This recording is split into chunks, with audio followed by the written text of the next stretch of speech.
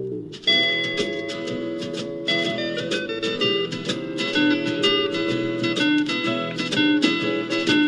the world calling, but son, don't you listen. They're only trying to drag you back into prison, that's right. Well, hello, strangers. Welcome back to What Have You. I'm Rachel Jankovic. I'm Becca Merkel. We stretched our one podcast a week out real hard this time. No, I don't. I think we're still nailing it. We had one at the beginning of last week, one at the end of this week. So if you rate us on how many podcasts did you get in this week, we managed. We did it. We are achieving. In other ways, we've not been so excellent. No. But it's been a busy time. The spring ramps up into busy time. Well, and today is Good Friday. Yeah. And we have the day off from school. From all work. If only. But no. Actually, what time is the service today? 5. Okay. So we had, for some reason, Luke and I the Lord saw fit to have us reliving big stretches of our life. Because I think it's so funny that right now Luke is painting the new siding on Mom and Dad's house for them because they're going to list it to sell it. So he's painting it. But the last time it was painted, he painted it over spring break when we were engaged. Or funny. Almost engaged, maybe. Right, we were dating. So he painted it like when I was living in that house. That's funny. So having Luke back out on the deck painting the house is like a really bizarre kind of nostalgia for us. That's random. Plus, my oldest, Lena, is running track, and I went to a track meet in Lapwai where I also ran for the same coach at the same races. Like Lena's running the same 400 and the 4x4 relay for the same team and the same coach at the same meet. It's so bizarre. Funny. It's like, I just think, why are we living these little cycles of like, I've been here before, but as a different character. Oh, that's kind of fun funny. though. I like it's fun that it happens so quickly. I will add, I've already told Rachel this, so Rachel, bear with. I'm telling everybody else. I'll just be over here doing sound effects while she tells you. With your Diet Coke. Mm-hmm. I should add that today we are in the daylight up in our normal location that is apparently a drug transfer place. Well, it's something that makes the cops nervous. I always thought that people were up here smoking pot, but it's also possible that this is the place you purchase the goods. Well, probably, but the cops apparently, they wonder if they see anyone up here in the dark. I think they have good reason. As they probably should. Yeah. But the other day, what they don't think when they see us here in the dark is looks like a Christian women's lifestyle podcast. No. Looks like, would you call us a lifestyle? I don't think I like that you just categorized that though for us. We could put it with Yoo-hoo in Christian theological anthropology. I'm like really a bestseller in that category. Because there's a lot of them. Because there's so much competition. There's like 7 books there. Yeah, I'm sure there is. At least dead minimum of 7. Well, the other day, there was an event at our house, and that my daughter was doing. So Jemima was with some friends. They were doing a dinner party. Well, I put my phone on airplane mode, but sorry, Rachel did not do that. Okay, keep going. She's texting now, guys. It's all right. I'm listening. Anyhow, so there was an event at our house, and so Jemima and friends were cooking and setting up and everything, and I was trying to plan a different event at our house. So I grabbed Hero, and I was like, Hero, let's go get a coffee and plan whatever it was. I can't even. This week, Becca's been on an event sprint. Out of 8 days, we have had events at our house, 6 of those. And when I say events, I mean like sit-down dinner for 52, sit-down dinner for 31, sit-down dinner for 18, casual sort of soup night dinner for 40 or 50 or however many people come. I don't count. But anyway, it's a lot. She's trying to tell you that it's been really chill. It's been chill as you can't even imagine how chill it's been. Anyhow, so I was like, Hero, let's go plan whatever this was. So I grab her, we get a coffee, and we just needed to like sit down and make a list of what are we cooking and what do we need to get and stuff. I was like, oh, I'll take you up to our podcast spot. So we pull on up here, and so I feel like we've sufficiently described this to everyone, but it's a kind of a dead end road. Summer clearly felt that we had not sufficiently described it. Sort of LDS to the left, Walmart straight ahead, the La Quinta and Goodwill to the right. Mm-hmm. Anyway, Tomer Butte in the distance. The Kibbe Dome. Big sky, lots of clouds. And we're up here at the end of a dead end, so, there's not a lot of traffic. Anyhow, at the dead end, it's basically, there's like these concrete barriers. We put a picture of, no, we didn't. It was under the snow. It was on the snow. Concrete barriers, kind of like they have along the edges of highways, just to keep you from driving out into the farmer's field. Yeah, and I think the idea is at some point they're probably going to make this road go through, but at the moment they just have concrete barriers there. So I always pull up, and when we get to the end, I pull a U-ey right there in front of the concrete barriers, and then we turn and park facing downhill. And as I'm pulling up here with Hero during the day, right? Praise the Lord. Yes, but I pull up, start to turn a U-ey, and this little man's face pops up from behind the concrete barrier, and he's smoking, and he just like pokes his little head up there and looks at us, and we both were like, "Wah!" and then we see he has a tent back behind the concrete barrier. So then our mind like goes over all the times we've been here in the dark. Up in the dark. And it was just like this little low Maybe the police tent. are looking for him. Maybe he's a wanted man behind the concrete barricade. But it's like a little pup tent, and it's army green. So you don't really, per se, notice it.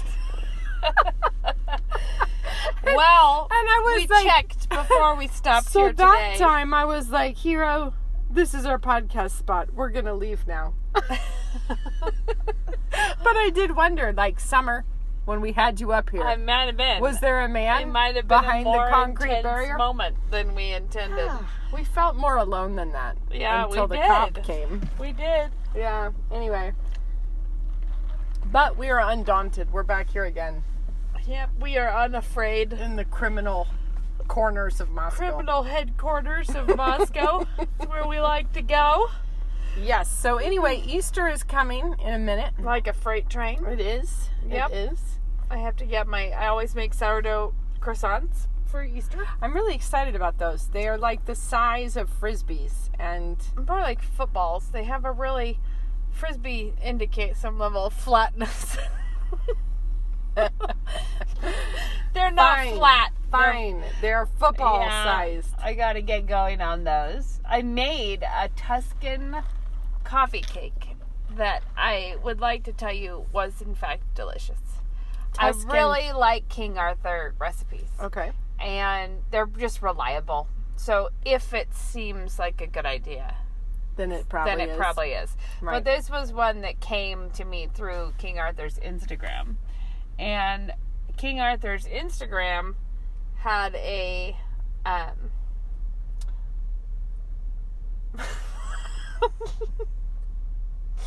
this time we're here with the Power Man truck. It's all right. I don't think he's here for us. So King Arthur Instagram posted this recipe, and they but then I go to look at the recipe, and they have just huge amounts of positive reviews. Like, okay. when everyone is like, this is so much better than you thought this would be, you feel like, okay, I need to know.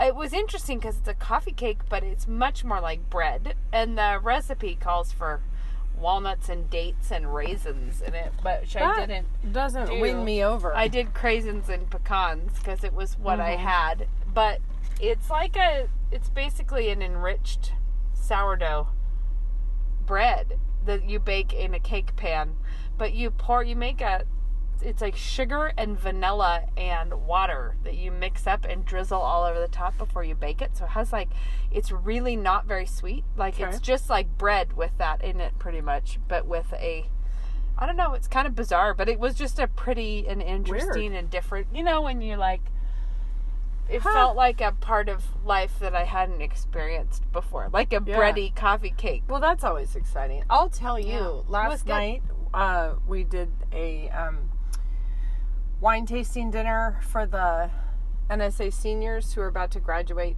So it was that class and a few faculty. And so we did a number of courses so we could do, these different wines with each course.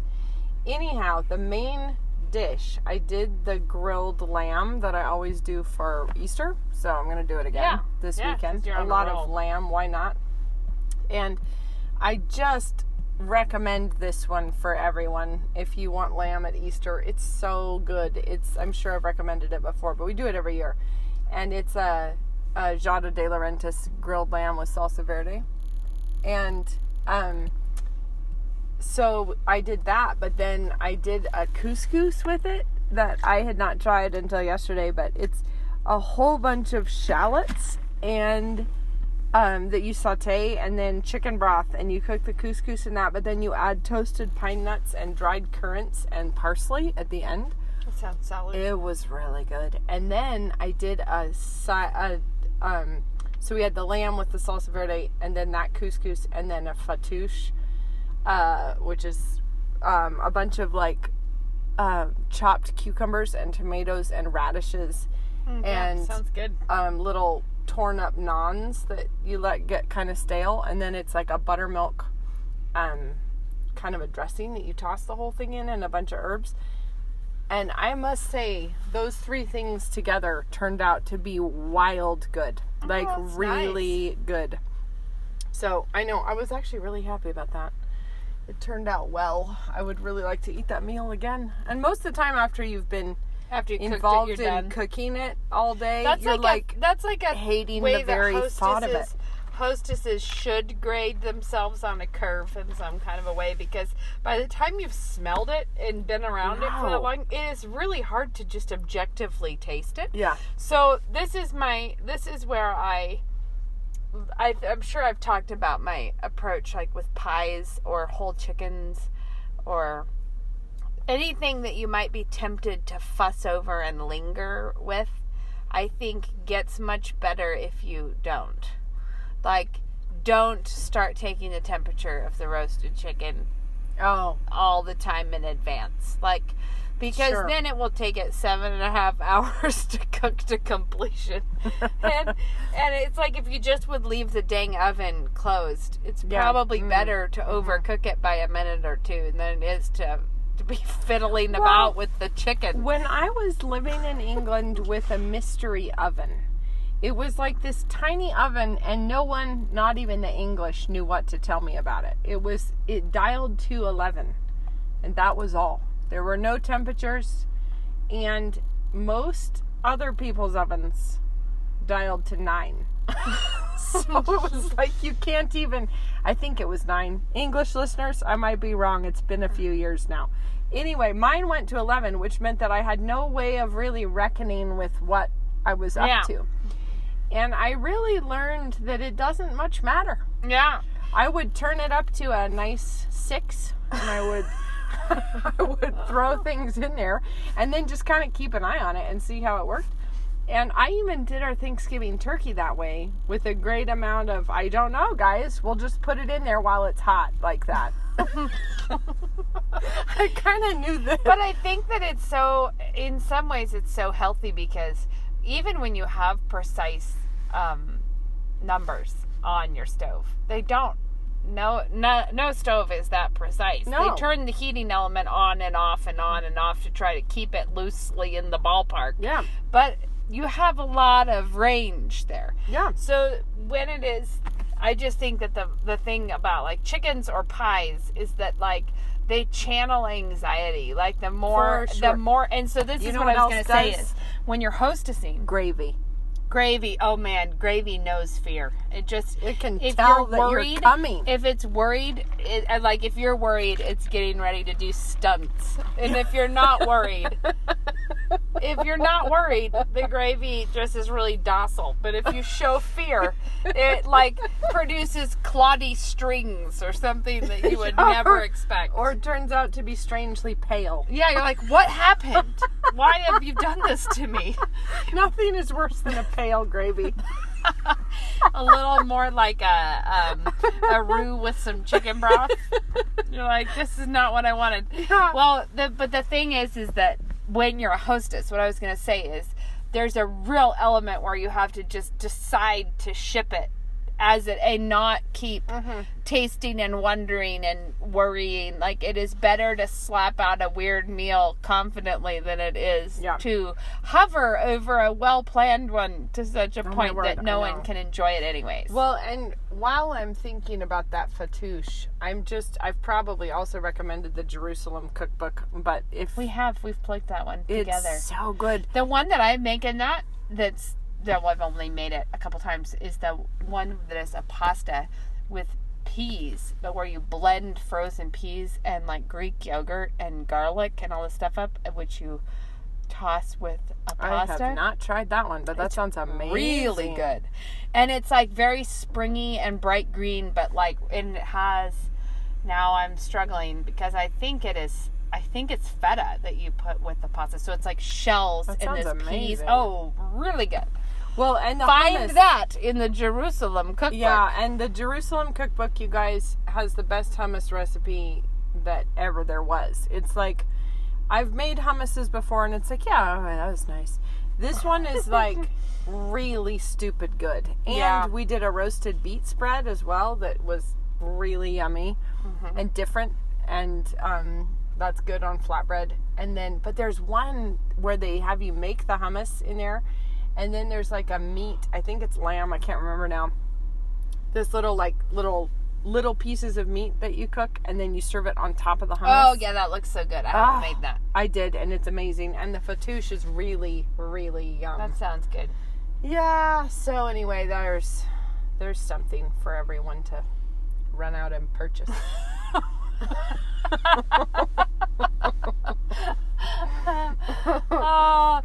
Beck and I were just talking about, I think we were just talking before we began recording about the inner workings of the human attitudes. and something that was amusing me, because we were talking about this, was that sometimes when I talk to my children, if I make fun of people who are having a bad attitude, it does not always go over. It doesn't go over like a great thing if you do that. Well, I remember when Judah, from the time he was little, if you would just make fun of his attitude, he would die laughing. Yeah, because if you can get them to see the humor, it's over. Yeah. As soon as they are willing to not take themselves so seriously and to notice that they're just being a turkey. But other times, other children, other there are other situations where people are not full of joy when you come at it with a joke. And there are some people, it is like pushing them back under the pond. Like, I'm just pushing you in and I'm holding you down with my jokes. So I have such a person on my hands. Well, probably more than one. But the point was that what we were laughing about is something that I will tell my kids, which is, it's like, will it help you if I make fun of this right now? And it's like, it will not help. It always makes it worse, or whatever. It's, well, what would help right now? And if they have any idea at all what would help, well, all I need is, and I'm like, great, so you've got a handle on it then. So if you know so well what it takes to get you out of the funk, then I'm so glad I don't have to worry about it, because you're doing it right now. You're going to get out of the funk. And I'm like, and if you can't do it, then the only thing left for me to try is to make fun of it. I was like, so if that's not going to help you, then you have a few minutes. You have a few minutes to pull out. And I don't mean, just to be clear, making fun of them is not it's not objectively a rude thing to be doing, or It's mocking them in basically- front of the siblings. It's more like, oh, It's like what we're doing right now. exactly. It's not. It's in no way. It's not a meanie But McTots thing to do. It's just. It's just funny, but it makes me laugh because of how much we can do that. Like when people be like, all I need is for someone to tell me that my work here really matters, and something you're like, do you know that the work matters that you're doing? You do? Like, well, then let's do what's called encouragement from the knowledge that you have, rather than now throwing a total coup until your husband does it. Write yourself a Post-it note saying the work you're doing really matters. Oh, look, or like raising children is hard, but worth it. You know, like you, and I'm not saying that it's bad to want encouragement from other places, but it is a funny trick of the human heart to feel like you know the whole flow chart for how other people ought to get you back in a good mood, rather than saying, maybe I should focus on the flow chart of the things that I myself could do. Because the truth is that if you were alone on a desert island, you could get into a tude all by yourself. Which actually totally reminds me of that great joke about the guy, kind of Robinson Crusoe situation, who was stuck on a desert island. Okay. And when he was rescued, he was given the people a tour of the island. He was like, this is the house I built for myself, and you know, like, here's where I, you know, he had his whole little plantation like Robinson Crusoe, you know, here's where I make raisins, here's where I had the goats in the pens. Yeah. And then he's like, and this is the little church that he built. And they were like, wow. And the person they were like, well, what's that little building over there? And he said, it's the church I used to go to.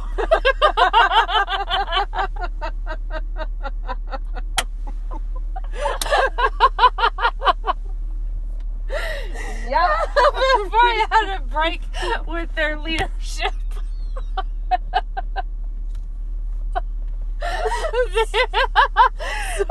Their priorities were all wrong. I did not like their theology. Nor their worship style. The music was terrible. I didn't feel fed.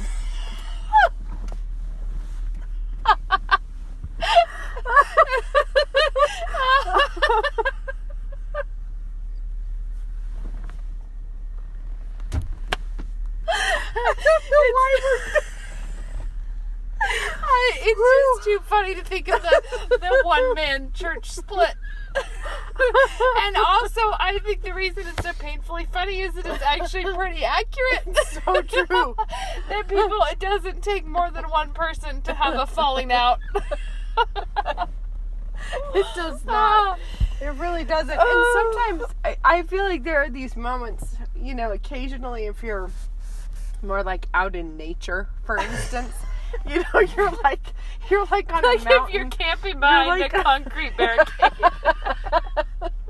With your pup tent that blends. No, but like, you know, like let's say you're, you know, out on a river somewhere, or you're in a mountain or whatever. I feel like you can see why hermits felt like, if only I could just get out here away from people, then I'd be godly. Then I would be, you know, untouched by the vices that haunt me. And it's like, but you know, what a sorrowful time it would be about 10 minutes into it when you got yourself all in a flounce about and there something. was no one else to blame for what happened. Mm-hmm. I think it's just, the reality is that recognizing that you can be bad all by yourself is an important thing to sort out. Well, because if you're always looking around for the external things that caused it in you, then it feels like if only you could fix the external things, then you wouldn't be having this problem. But the truth is it really is all springing up from within your heart. And sometimes it doesn't mean that the external circumstances are not hard in some way, or that other people couldn't be contributing tons of spiritual noise to the situation. But it's like, just because those things are there doesn't mean you're sinless. Just because there's a real situation. Yeah. life is real out there. Yeah. So somebody sent me the funniest, I wish I had saved it because I think I forgot to.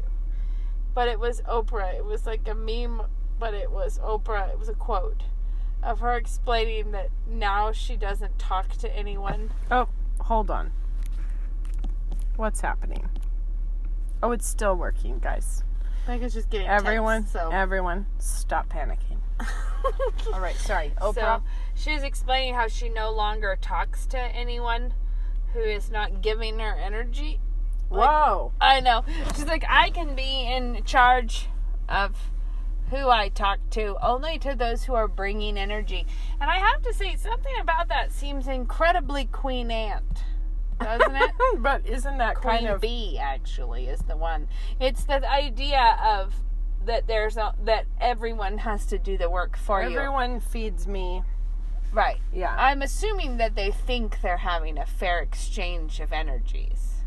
But nobody writes a big thing about how their whole goal is to go about life delivering energy to others. No. I mean, like, that's like what I'm going to do is energize all those around me. I'm like, I don't hear that nearly as much that people are talking that way. That smacks a little too much of, I don't know, Christianity. Yeah, so I was going to say being a little servant-hearted. Kind I'm of. going to try to encourage some people. Back when we thought that nobility was a thing that mattered. Right, like caring for others was one of those things. But okay, but I wanted to talk with you about something because you'll think this is funny. Because in my assorted social media moments, one of the things that I occasionally hear people, I wouldn't say accusing me of, but clearly thinking that I believe, which I find very funny because it's one of those things that's very disjointed from... Is it just people who think you're being mean? No, it's a perception that is very disjointed from what I feel like I've been very vocal about. You know, like, it's just, that because I'm opposed to the rhetoric around cutting your toxic friends out of your life. Right. Getting, that they're like... That like, means you have to have toxic friends. Yeah, it was like, but Rachel, it's okay to say no sometimes. And I'm like, I am all over the map on saying, yes, say no. You know, like that you need to have boundaries. People are like, it's not bad to have boundaries. And you're like, I know, yes, I am actually a big fan of boundaries. I am a big fan. But so I was thinking about this, and I didn't think enough to really be presenting a clear idea. So maybe you can help me flesh one out. Okay. Is that I have this idea that somewhere in there, the heart behind Christian boundaries is not that you're trying to, I guess what I'm trying to say is the idea of a healthy boundary is boundaries around your own obedience. Yeah. Do you know, like that what you're trying to control is not other people. It is your obedience. Right. And so if there's a situation where, like, say you have a bossy friend who runs all over you and leads you into foolishness of some kind, you need the boundary, not because you're losing energy to her or your whatever. You need the boundary because you being faithful requires you drawing a line and not. Totally. And it's like, but it's all about you. Like, the boundary is about a boundary for you. It's about your own, you know, and I was thinking about this because one of the boundaries that I have always recommended to college girls when they come here, when I catch them in time, when I have that chance to tell them, is just things like, don't ever go to a party where you don't have, like, you need a way to get yourself home. Totally. That is not dependent on your friends having the same opinion. Like, you know, like if you ride with a whole group of people and then you find out that this is stupid and then no one else will leave and then there you are. That is foolish because you did not do the work in advance to make sure you could be obedient. You have and an instead, exit strategy. And instead now you're in a foolish and compromising situation because you didn't think ahead. But my point there is the boundary is around your own behavior. It's not about have the boundary where you don't ever let a friend, like where you don't ever be kind to someone who might be stupid or something. It's about own, it's about your own control of your own behavior is what the boundary should be about. Yeah. And so if you have, for instance, genuinely toxic friends, well, you ought to fix that. I mean, don't be doing that. Why be a companion to fools? But on the other hand, if it all depends on what's your definition of toxic friends, because maybe it's friends who actually hold you accountable and won't let you grouse and complain all the time. And you think they're toxic because they say sin. Yeah, or they're toxic because they tell you shouldn't talk about your husband that way, or, that's not a toxic friend. But there genuinely are toxic friends out but there. I think that those kinds of friends, that I would say that's a toxic relationship. I think toxic is a really charged word, because I think it's actually just foolish or ungodly, or, that the problem is not that there's some category of human that Scripture didn't ever identify, but that folly and foolishness and rebellion and the mocker and the gossip, the scornful and the gossip, these are all categories in Scripture that we know that Christians may not participate in. But the reason you're not supposed to participate in it is because to do so would be to disobey God. But it's not because you're losing energy. Sucking away your you time. Right, exactly. And when Scripture says positively things like honor your father and mother, it doesn't say honor your father and mother so long as this is an energizing union for you. It's it isn't. And so the reality is that for some people, honoring your father and mother may feel very what people would call life-giving, wonderful, encouraging, and for other people, honoring your father and mother is an absolutely difficult, ongoing uphill battle to obey God. Yeah. And that's how it is. And it isn't like God says, honor your father and mother so that you can be pepped up all the time. He just says to do it. And that's just how it is. So I guess I was thinking more that everybody's always wanting to know, how do you define a toxic friend or a toxic family member? And so that, because the assumption is, because then you should get rid of them. Right. You should presumably not bump them off, but get rid of them out of your life. Excommunicate them. You should excommunicate them from the circle of your energies. And they want to know, how do you define that? But then they end up defining it entirely by how it makes you feel. Right. And so the reality is that just has nothing to do with what Christians are called to. No. And one of the big problems with that is, haven't we all seen the damage that does in mothers with their children? Yeah. And in marriages, when it's what I noticed, I don't feel all tingly inside when I see you anymore. I'm calling it off. I'm off. I got to go do something that will give me energy and encourage me. Right. And it's so damaging. And yet we like the idea of that category. We're going to just be that person to decide this person is out. I'm done with you. You've done nothing for me. Right. Right. Anyways, I guess I was just thinking maybe the best way to think about the boundaries is whatever boundaries you have are not about keeping other people out of your life. It's about keeping yourself walking in with obedience. God. Yeah, it's the boundary is to keep. And so a good example would be if you had a really controlling or a malicious mother-in-law who was getting into your relationship with your husband in some way to be a real problem. Right. Well, we all agree you need a boundary. You need boundaries there. But the boundaries are all around you being obedient to God in your marriage, in your and it's not about a boundary to keep her from being herself with her problems. You just can't do that. You're only in charge of your own obedience. And I think this is not really on the same facet of that discussion. However, I do think having wise boundaries actually can end up creating space to have a friendship, whereas if you don't have any boundaries at all, then you will fry it at the beginning. And so we have teenage kids, and this is obviously, there's a big difference, which I always want to make sure we acknowledge, a big difference between God's rules and house rules. You know, God's rules would be, you know, you may not The commit ones you find in Scripture. fornication, don't get drunk, all those things. But then you have to have, like, just wisdom kinds of things. How do to, we like, then inflesh those and God's how do laws? we- What does that look like? how do we live in such a way as Because- to not teeter on the edge of those And things? because without being legalistic, you're not legalistic. No. But at the same time, you're like, if it is important to me to not be fornicating, then what I should not do, Right.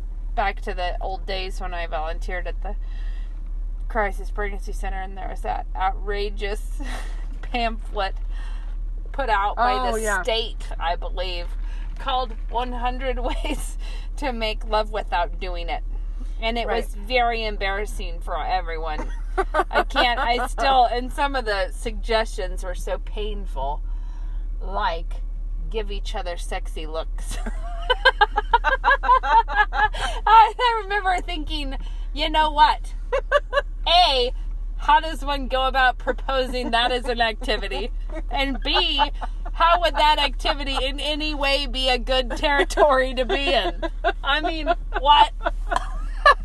It's kind of like just drawing a line, you know, 3/4 of the way down a slide. Yeah. And being like, have fun on the first 3/4, but don't go past this line. Like, just whiz on down it right until here and then don't. And then stop. And the thing is that, like, So wisdom, our point is that wisdom would say, don't get on the slide. right. And also realizing different faithful Christians have different house rules. So I'm not saying that the way we do these things is inspired and I found these rules on Mount Sinai. However, just in terms of, like, trying to live with wisdom with teenage kids, there are a lot of ways in which I think, so like the school where our kids go and your kids go and everything, I teach these classes, and the dynamic between the guys and girls is so healthy overall. It's not to say, you know, somebody's not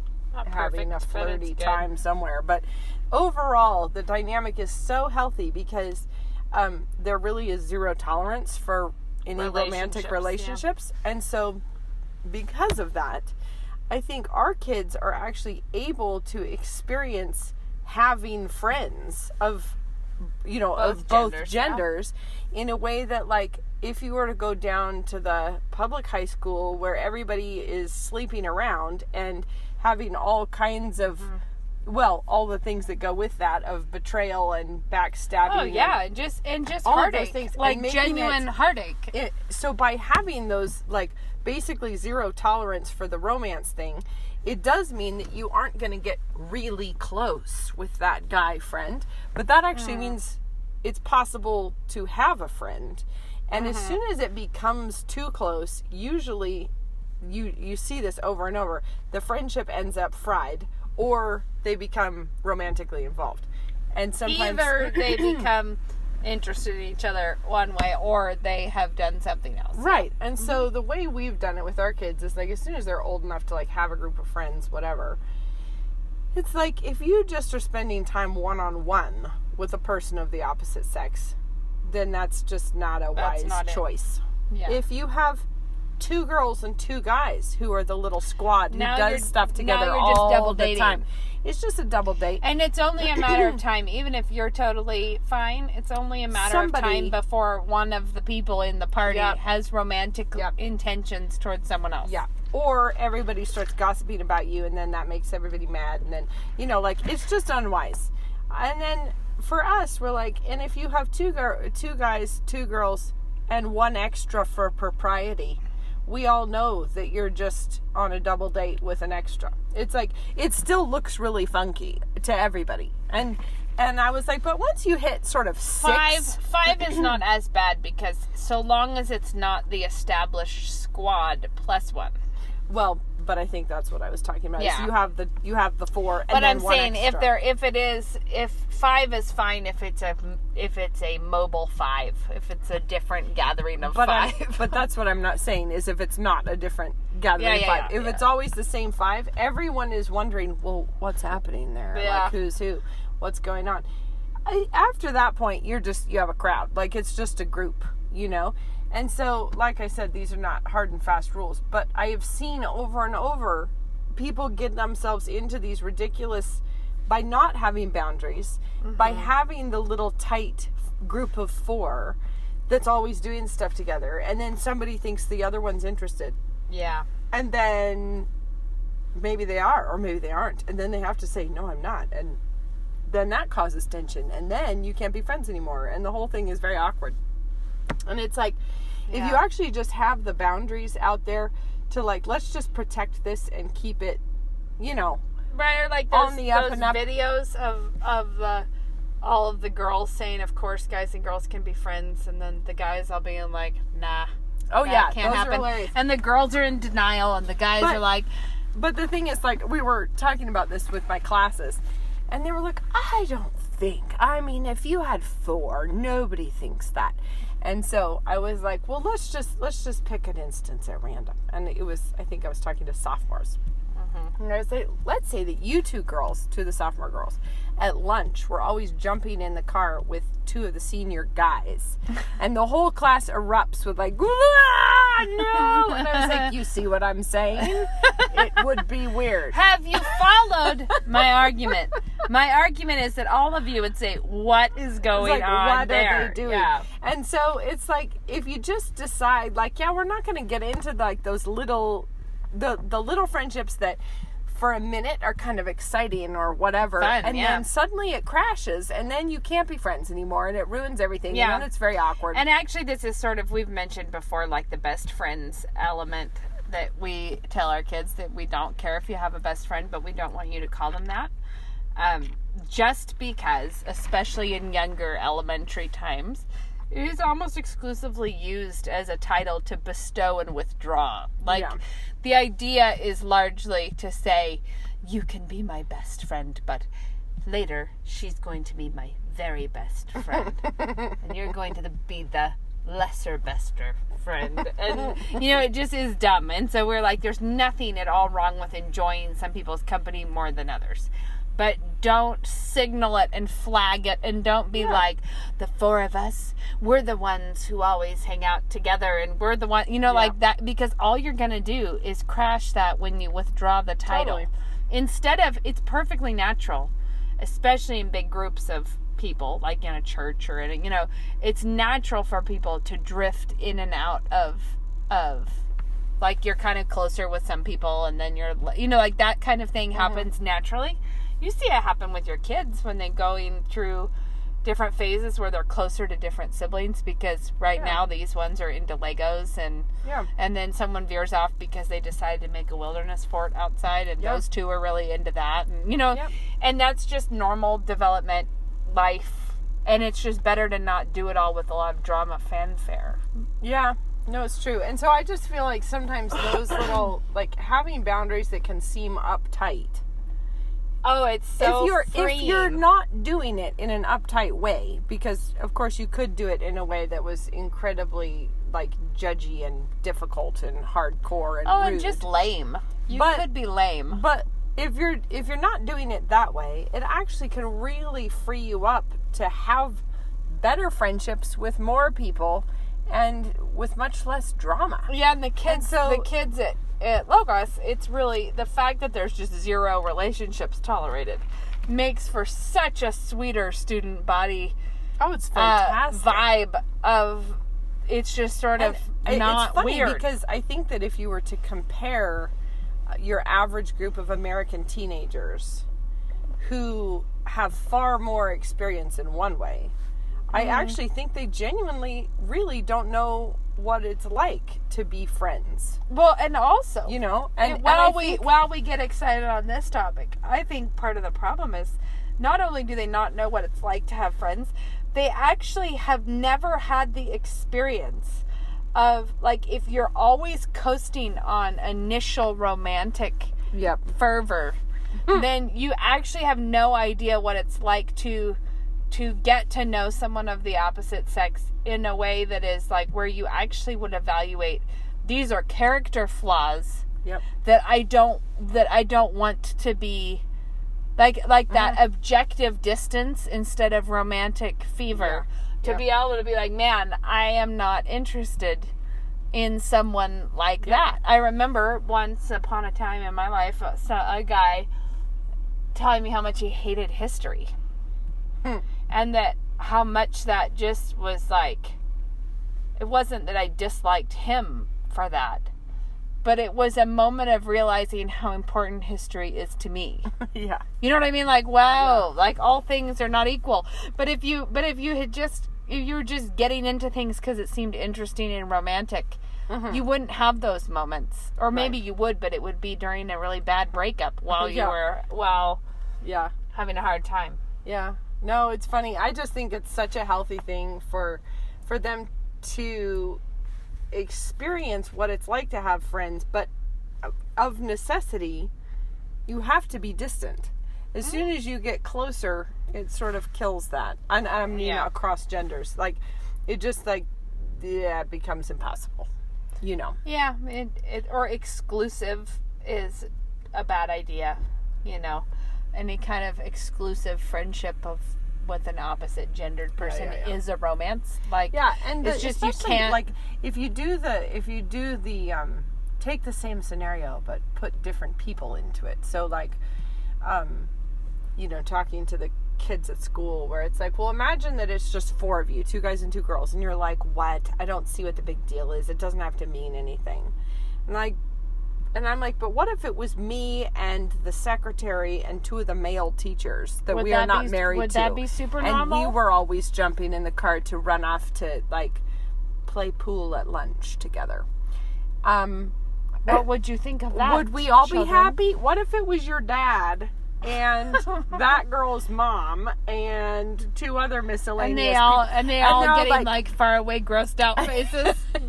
Yeah, and it's like, because I think we all kind of do know. We know in our heart there's kind of a level of closeness there that's not. It's not indicative of good things, and it's not meaningless. You know, and I think we all realize that. There was a LinkedIn ad that came by my way that was Gloria Steinem in a really unflattering, well, she doesn't look good, but in a really unflatteringly ugly, I mean, it was just like really not an attractive situation for her. But it was a LinkedIn ad about Gloria Steinem's advice for how to overcome the Pence rule. Like how to make your male bosses meet with you one-on-one. And it was really interesting because I thought, like, really, like the woman who, you know, wearing her I had an abortion yay t-shirt. Right. Which she wasn't wearing for this particular thing. But explaining to us how men must too respect us in one-on-one situations. You just feel like, Gloria, I think that you already made it clear where you stand on such things, and any man would be wise to not want to meet with Gloria Steinem one-on-one. You know what I mean? Like, of all people, Gloria, like, this just seems like, wow, why would, it just seems so funny. How to coerce men that don't want to be alone with you into being alone with you. Right.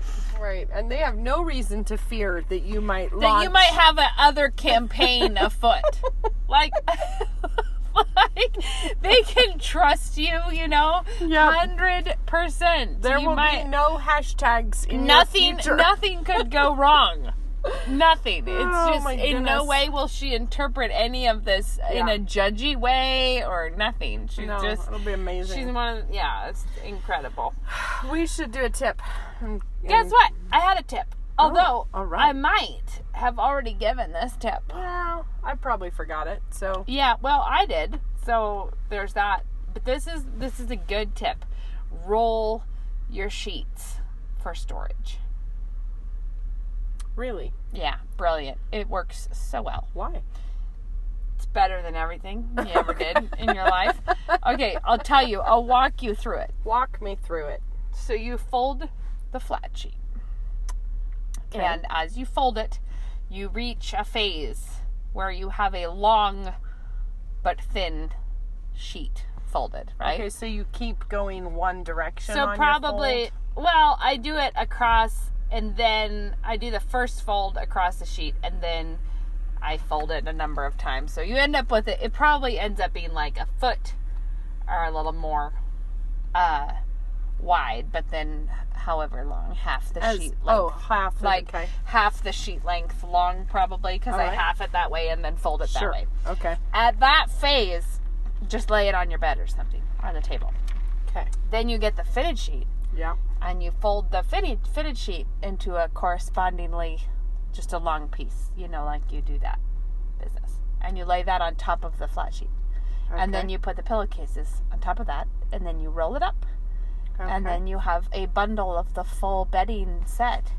Clearly indicative of the size, because like our king bed is much bigger. It's a much bigger roll of sheet than like a twin set would be. Okay. And they fit in the cabinet beautifully, and all the parts are there because you rolled up every part of the sheet set that you might need. Does it look all rumply bumpily on the end? No. When you open the cabinet, are you looking at a wad?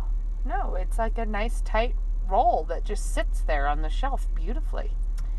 It changes everything. Huh. Well, I used to have this elaborate situation of trying to keep like the fitted sheets in one place and the flat sheets and then the pillowcases, and I just hate that it's never going to stay in that order. You're going to, and you just end up with all, and so now I only keep complete sheet sets instead of like Yes, that's an important because thing. what happens is you blow through the fitted sheet and you end up with still cute looking flat sheets. yeah. And so you're kind of like, well, maybe and then you end up with this pile of sheets. Yeah. No. So that's how I do it. And it's just incredibly, they look great. If you're really caring how it looks, you just have the flat sheet. That's why I put the flat one on the outside. Okay. And so you can just fold the fitted one over so that the edges are not sticking out, right? Okay. So then when you roll it up, it just looks like a nice roll of fabric. This is an interesting idea. Yeah. And it works really well. Everyone that's should good. live this way. I felt like it was one of those breakthroughs where you're like, why? Why have I not been doing this all along? I feel like it's less applicable to me because I feel like we're kind of usually cruising on one set of sheets per bed, which we just wash, dry, put back on the bed.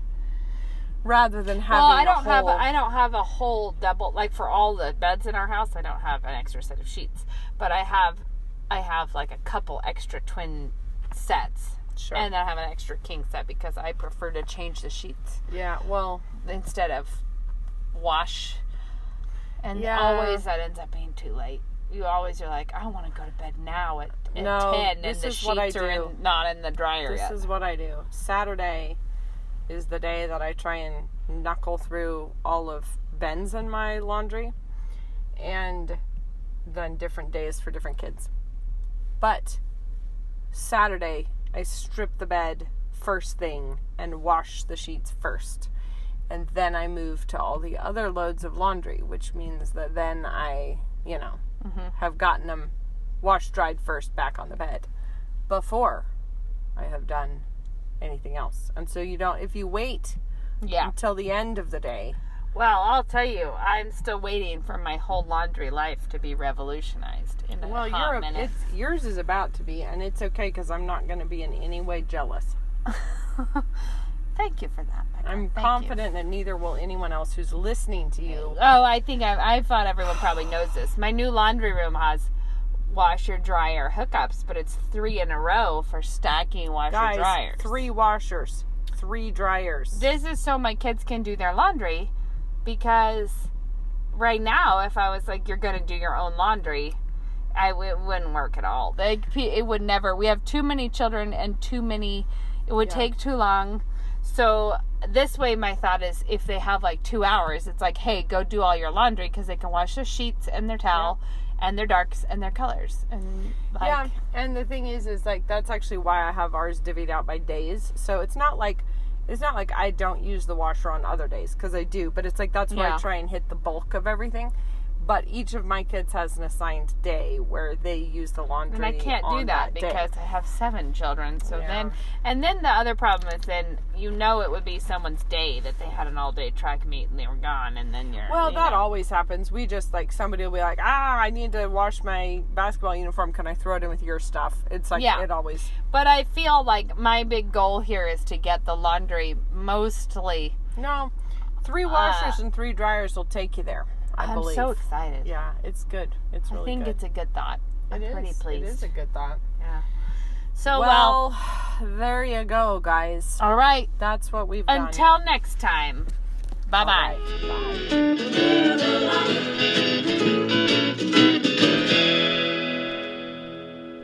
You think of yourself now, and then in 4 years' time, what do you want yourself to look like?